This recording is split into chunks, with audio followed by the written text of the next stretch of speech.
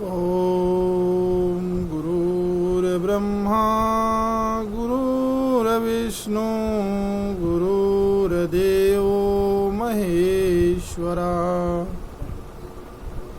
गुरुर्साक्षात् परब्रह्म तस्मै श्री गुरवे नमः। साथ संगतियों, सभी उदासीन परिवार के और भक्तों को, संतों को मेरे ओर से कोटि कोटि नमन। आज भगवान राम और उदासीन परंपरा के प्राचीनता की चर्चा करेंगे कि रामायण में कहाँ कहाँ उदासीन वेश की चर्चा हुई है। भगवान राम जी ने कहा है, सुनहु भरत हम झूठ न कहीं, सुनहु भरत हम झूठ न कहीं, उदासीन भेष तापस बन रहीं, उदासीन भेष तापस बन रहीं। अब गोस्वामी तुलसीदास जी और वाल्मीकि रामायण में दोनों जगह बताया गया है। दूसरी चौपाई है, उदासीन धन धाम न जाया, उनके सपने मोह न माया, उदासीन धन धान न जाया, उनके सपने मोह न माया। यहाँ लिखा गया है कि उदासीन भेष और उस संप्रदाय के लोग,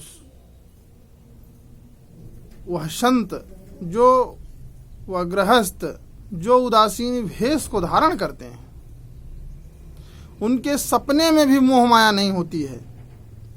वो सिर्फ केवल अद्वैत ब्रह्म का आश्रय लेते हुए, परमात्मा का आश्रय लेते हुए सिर्फ अपना कर्म करते हैं, उन्हें उदासीन कहा जाता है। और जो अपनी स्थिति को, मैं पिछली वीडियो में बता चुका हूँ, जो लोग अपनी स्थिति को परमात्मा में, ब्रह्म में स्थित करते हैं, अद्वैत में स्थित करते हैं, अद्वैत की स्थिति को अपने अंदर बरकरार रखते हैं, उन्हें ही उदासीन कहा जाता है। उदासीन का सही अर्थ यही है जिस प्रकार से उदासीन संप्रदाय और भेष की चर्चा पुराणों, शास्त्रों और वेदों में बताई गई है।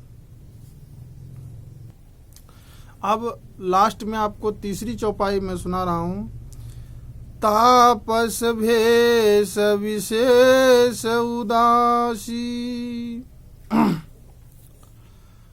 तापस भेष विशेष उदासी, 14 वर्ष राम वनवासी।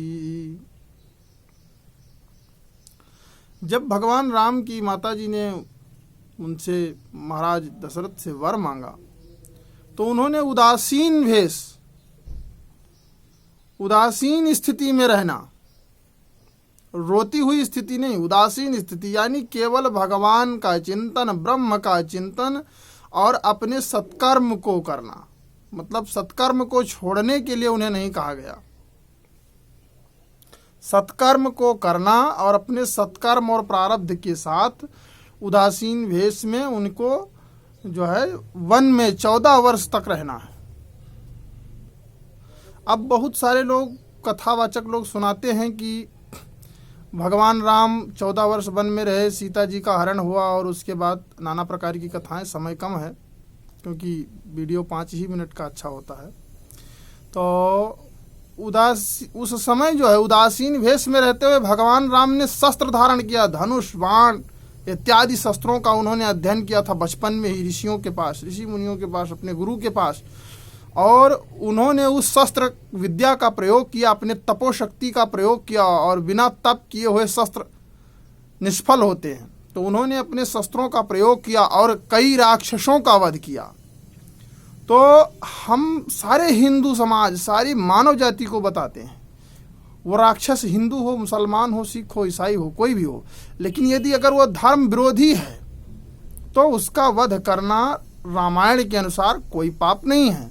लेकिन अगर धर्म प्रेमी है उसको अगर आप कुशब्द भी बोल देते हैं तो ये बहुत बड़ा पाप है।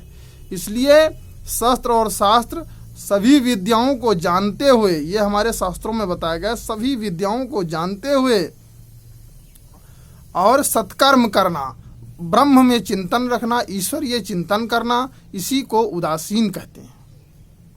अगर वीडियो में कोई गलती हुई हो, भूल चूक हुई हो तो महापुरुषों से मैं क्षमा चाहता हूँ। जय श्री राम। मत्था टेकते हैं।